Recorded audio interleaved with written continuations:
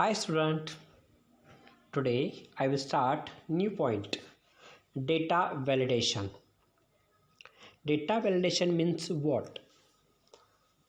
When we'll enter any one of the number or value, then our cell will not accepting the value because of data validation. Data validation is very important parts. Now see here, A 3 wrote, B 6, C 7 and string 7 wrote. When I will press enter button, then it will come please enter A or B or C. That is the data validation. How to do this data validation? See here, I will create a new database. From first I will select blank database, I will write a name and then I will create and I will open in the design view. See, for the table I will add the name validation, field name and data type. Field name I will write A, data type text, B, data type text, C, data type text. Text always accept the text also and number also. And last point I will write here validation, and there also I will keep a data type text only.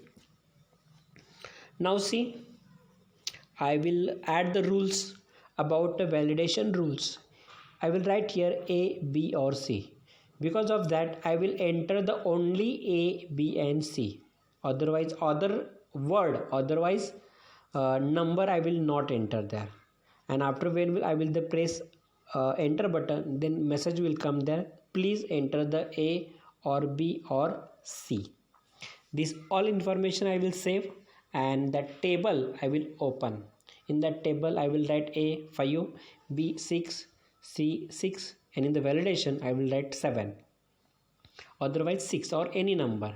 And when I will press the enter button, message will come there, please enter the A or B or C. Because of validation, in the validation rule I wrote A, B or C. That's reason here when we'll enter the number will not accept because of data validation rules. In data validation rules I gave the A, B or C.